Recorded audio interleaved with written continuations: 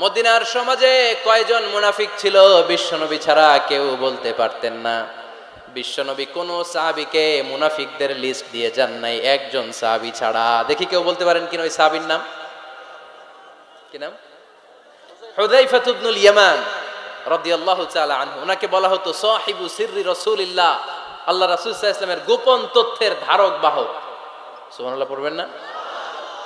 বিশ্বনবী ইন্তেকালের আগে মদিনার সমাজে মোট কয়জন মুনাফিক আছে এই তথ্য আবু বকরকে বলেন নাই, ওমর রাদিয়াল্লাহু তাআলা আনহুকে বলেন নাই, উসমান রাদিয়াল্লাহু তাআলা আনহু, আলী রাদিয়াল্লাহু তাআলা আনহু, আশারাতুল মুবাশশিরিনা বিল জান্নাহ কোন সাহাবীকে বলেন নাই। শুধুমাত্র কেবলমাত্র একমাত্র হুযায়ফা ইবনুল ইয়ামান রাদিয়াল্লাহু তাআলা আনহুর কাছে মুনাফিকদের লিস্টে বিশ্বনবী দিয়ে গিয়েছেন। সুবহানাল্লাহ পড়েন। মদিনায় কারা কারা মুনাফিক কেউ জানতো না হুযায়ফা ছাড়া। কে ছাড়া? নামটা আজকে মুখস্থ করেন, যাতে অন্য কোনো ওয়াজে কেউ জিজ্ঞেস করলে বলতে পারেন। মুনাফিকদের লিস্ট যে সাহাবীর কাছে বিশ্বনবী দিয়ে গিয়েছিলেন, সাহাবীর নাম কি? নাম নামটা কেমন লাগে? ভাল লাগে? অনেকে আমারে জিজ্ঞেস করে, হুজুর আমার ছেলে হবে আগামী মাসে, একটা নাম দেন। নাম দিয়ে দিলাম হুযায়ফা। যাদের হবে ছেলে, এলাকায় যাদের নেক্সট কয়েক মাসে ছেলে হবে, খালি হুযায়ফা চলবে। কি চলবে? ভাল লাগে? নামটা ভাল লাগে? রাইখেন, অনেক সুন্দর নাম। উনি জানতেন মুনাফিক কারা। দেখেন ওমরে ফারুকের তাকওয়ার লেভেলটা কত হাই। ওমরে ফারুক একদিন হুযায়ফা রাদিয়াল্লাহু তাআলা আনহুর কাছে গেলেন, যে বললেন, হুযায়ফা, বিশ্বনবী ইন্তেকালের আগে মুনাফিকদের নামের লিস্টটা কারো কাছে দেয় নাই, আমার জানা নাই, সাইয়েদনা আবু বকরের জানা নাই, কোন সাহাবীর জানা নাই, তুমি ছাড়া। আমি তোমার কাছে জানতে চাই, আমি ওমরের নামটা ওই মুনাফিকদের খাতায় আছে কিনা আমার একটু বলো। আমার ওমরের নামটা ওই মুনাফিকদের লিস্টিতে একটু আছে কিনা, নামটা একটু বলো। যদি থাকে আমি ভালো হয়ে যাব, আমি নেফাকি দূর করে পাক্কা মুমিন হতে চাই। আমার নাম যদি মুনাফিকের লিস্টে থাকে আমি তো শেষ। হুযায়ফা চোখের পানি ছেড়ে দিয়ে বলে, আমিরুল মুমিনিন, কেমন প্রশ্ন করলেন আপনি? আপনি বিশ্বনবীর শ্বশুর, এই উম্মতে আপনার পজিশন 3 নাম্বার। আপনারে মুনাফিকরা ভয় পায়, শয়তান আপনারে ভয় পায়। আপনি জান্নাতে সব বয়স্ক লোকদেরকে নিয়ে জান্নাতের মধ্যে আগে আগে ঢুকবেন, কেমন করে মুনাফিকদের কাতারে আপনার নাম থাকতে পারে ওমর? সুবহানাল্লাহ পড়ে। কি বিনয়ী, কি তাকওয়া। হুযায়ফাকে যে ধরতেন, হুযায়ফা একটু বলো না আমার নামটা মুনাফিকদের লিস্টিতে আছে কিনা। ওমরে ফারুকের যদি এই টেনশন থাকে যে আমি মুনাফিক হয়ে গেলাম কিনা, আমাদের এই টেনশন থাকার দরকার আছে না নাই? হ্যাঁ, যেন সব সময় আল্লাহর কাছে দোয়া করতে হবে, আল্লাহ তুমি নেফাকি থেকে আমাদেরকে বাঁচাও। আরো জোরে পড়েন আমিন। আপনারা ওঠা বসা শুরু করলেন কেন? অনেক রাত হয়ে গেছে তাই? হ্যাঁ, শেষ করে দেই তাহলে না? যে অনেকের কষ্ট হচ্ছে মনে হচ্ছে। হ্যাঁ, এক নম্বরে যাচ্ছে এইটা সব মুখস্থ দেখি। হ্যাঁ, 1 নাম্বার, 2 নাম্বার, 3 নাম্বার। 1 নাম্বার হইল পেশাবখানা, 2 নাম্বার পায়খানা, 3 নাম্বার নাকি এইটা?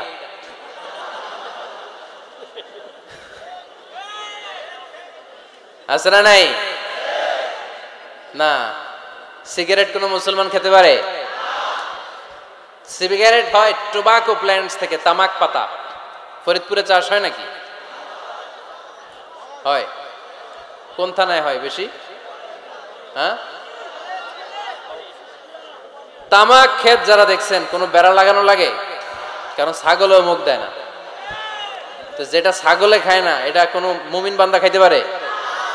তো খান কেন এগুলো, পচা জিনিস? হ্যাঁ, এই পৃথিবীতে বিড়ি আর সিগারেটই একমাত্র খানা যেটা টয়লেটে ঢুকে খাওয়া যায়, তাই না? পৃথিবীতে সিগারেট আর বিড়ি একমাত্র খাবার। রাগ করবেন না, যারা খান রাগ করেন না। আবার একটু কমন সেন্সটা কাজে লাগানোর জন্য, চিন্তার জন্য বলতেছি। এটাই পৃথিবীর একমাত্র খাবার যেই খাবারের গায়ে এই খাবারের বদনাম লেখা থাকে, স্মোকিং কজেস ক্যান্সার। ধূমপান কর্কট রোগের কারণ, ধূমপান স্বাস্থ্যের পক্ষে ক্ষতিকারক, লেখা থাকে না? আচ্ছা ধরেন ফরিদপুরের একটা কোম্পানি নতুন চানাচুর বের করছে, ওই চানাচুরের গায়ে লেখা এই চানাচুর খাওয়ার 1 ঘন্টার মধ্যে বমি শুরু হবে আর ডায়রিয়া হবে। খাবেন? কি কইবেন? তুই খা। দোকানদারে কি কইবেন? তুই খা, তোর বমি হোক, তোর 14 গোষ্ঠীর ডায়রিয়া হোক, আমি টাকা দিয়ে এগুলো কিনবো না, ঠিক কিনা?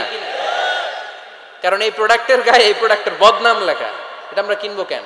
কিন্তু সিগারেটের উপরে সিগারেটের বদনাম লেখা থাকার পরেও আমরা খাই, টয়লেটে বসে খাই। আহা, এটার মধ্যে একটা পয়জন আছে, এটাকে বলে স্লো পয়জন, নিকোটিন। এটা আপনার লাং ফুসফুসকে শেষ করে দিবে, স্লো পয়জন। সিগারেট খাওয়া অনেকটা আত্মহত্যা শামিল।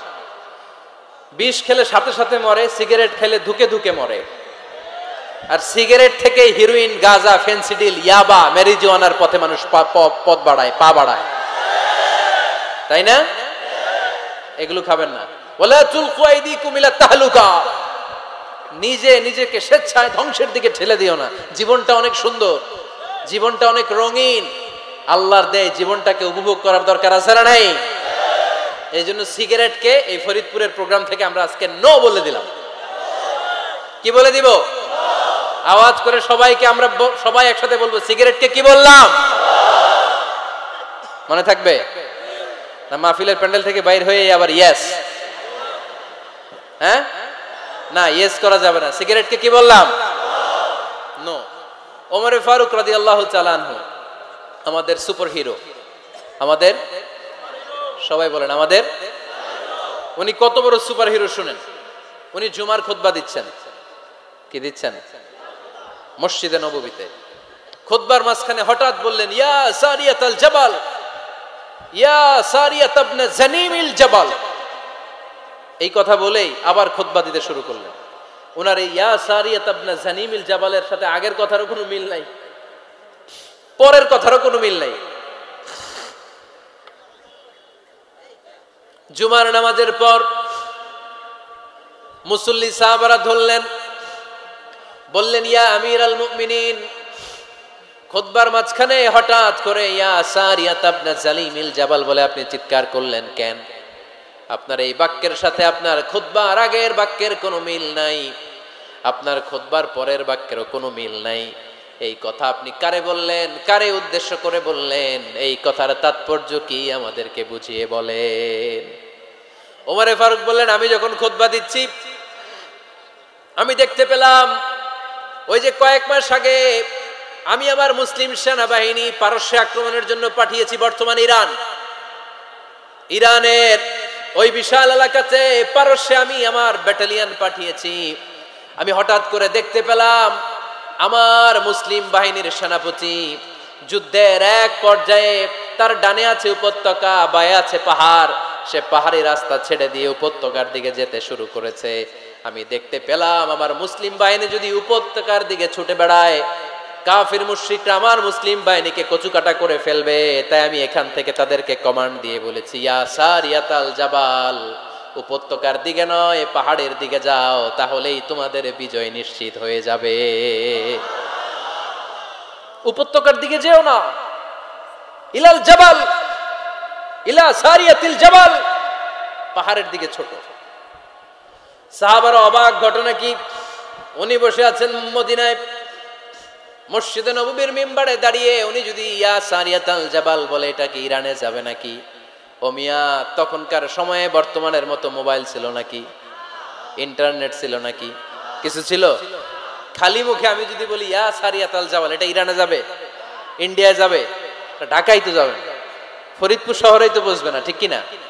কিন্তু এটা আমিরুল মুমিনিন বিশ্বাসী সাহাবারা বিশ্বাস করে নিল। কিছু মুনাফিক ছিল, এরা কয় না, ঝামেলাস, এটা তো সম্ভব না। এক কাজ করি, এই সেনাপতি যখন বিজয়ী বেশে মদিনায় ফিরে আসবে, এরা আমরা ধরবো।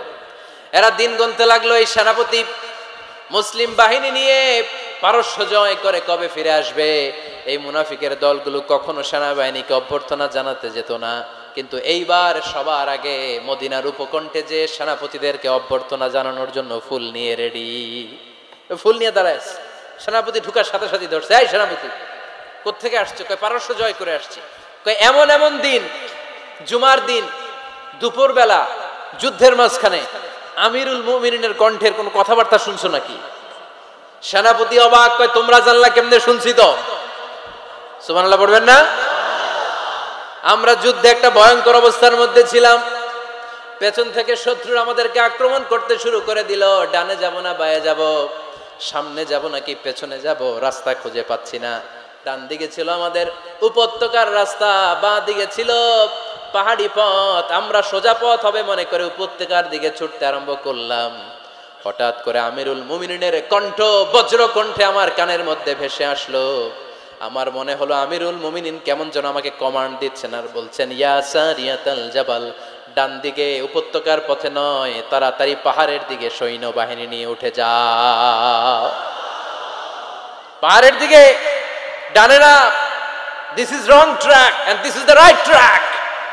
ওই দিন যদি ওমরে ফারুকের ওই গাইডলাইন, আমিরুল মুমিনিনের কমান্ড যদি আমি না শুনতাম, আজকে বিজয়ের বেশে ফিরতেও পারতাম না, আমাদের চেহারাও তোমরা দেখতে পেত না। ওমরে ফারুকের ওই কমান্ড, ওই গাইডলাইন অদৃশ্য থেকে শোনার কারণে এই পারস্যের মধ্যে আমাদেরকে সেই যুদ্ধে বিজয় দান করেছে কে? দিস ইজ ওমরে ফারুক, দিস ইজ ওমরে ফারুক। বিশ্বনবী বলছেন, ওমর, মা লাকিয়াকা শাইতানু সালিকান ফাজ্জান ইল্লা সালাকা ফাজ্জান গায়রা ফাজ্জিক। ওমর, শয়তান ইবলিস যদি তোমার কোনো রাস্তা দিয়ে হাঁটতে দেখে, শয়তান ওই রাস্তা রেখে দিয়ে অন্য রাস্তা দিয়ে হাঁটে। সুবহানাল্লাহ। বাড়িতে যায় বললেন, কে বলতেছে? বিশ্বনবী। কার ব্যাপারে? ওমরে ফারুকের ব্যাপারে। শয়তান যদি দেখে যে ওমরে ফারুক এই রাস্তা দিয়ে হাঁটতেছে, শয়তান ওই রাস্তা রেখে দিয়ে অন্য রাস্তা দিয়ে হাঁটে। সুবহানাল্লাহ পড়েন। রাত্রিবেলা আমরা আমাদের বাচ্চা ছেলে মেয়েদেরকে যখন খাওয়াই, বাচ্চারা খেতে চায় না, এরকম হয় আপনাদের ফরিদপুর এলাকায়? হ্যাঁ, এই এলাকায় হয় নাকি? খেতে চায় না বাচ্চারা, এই চকলেট দেখায়া, এই মিনা কার্টুন দেখায়া, এইটা সেইটা এগুলো সেগুলো বলে, গল্প টল্প বলে ভুলায়া খাওয়ানো লাগে, তাই না? তারপরও খায় না। আমারও ছোট মেয়ে আছে, খেতে চায় না, এইটা সেইটা এমনি সেমনি খাওয়ানো লাগে। তো শেষে না পেরে মা বাবা বলতে বাধ্য হয়, ওই যে ভূত আসতেছে, ভূত, তাড়াতাড়ি তাড়াতাড়ি খাও, নাহলে যে ভূত ধরবে তোমারে। ওই যে বাঘ আসতেছে, বাঘ, তাড়াতাড়ি খাইলে নাহলে বাঘে কামড়াবে। বলি না আমরা? আপনারা কি বলেন? ভূত। আর কি বলেন? হ্যাঁ হ্যাঁ, আচ্ছা। এক এক জায়গায় এক একটা আমরা বলি, ভূত আসবে, বাঘ খাবে, ভাল্লুক খাবে, তাড়াতাড়ি খাও। মদিনাতে যখন ওমরে ফারুক আমিরুল মুমিনিন, মদিনার মায়েরাও বাচ্চাদেরকে খাওয়াতে পারতো না, ছোট্ট মেয়েদেরকে খাওয়াতে পারতো না, খাওয়া নিয়ে যন্ত্রণা করতো। বাচ্চারা যখন মদিনায় খেতে চাইতো না রাত্রিবেলায়, মদিনার মায়েরা বলতো, তাড়াতাড়ি খাও, হা হুয়া ইয়াতি ওমর, হা হুয়া ইয়াতি ওমর, তাড়াতাড়ি খা, নাইলে ওই যে ওমর আসতেছে, Omar. This is our super hero.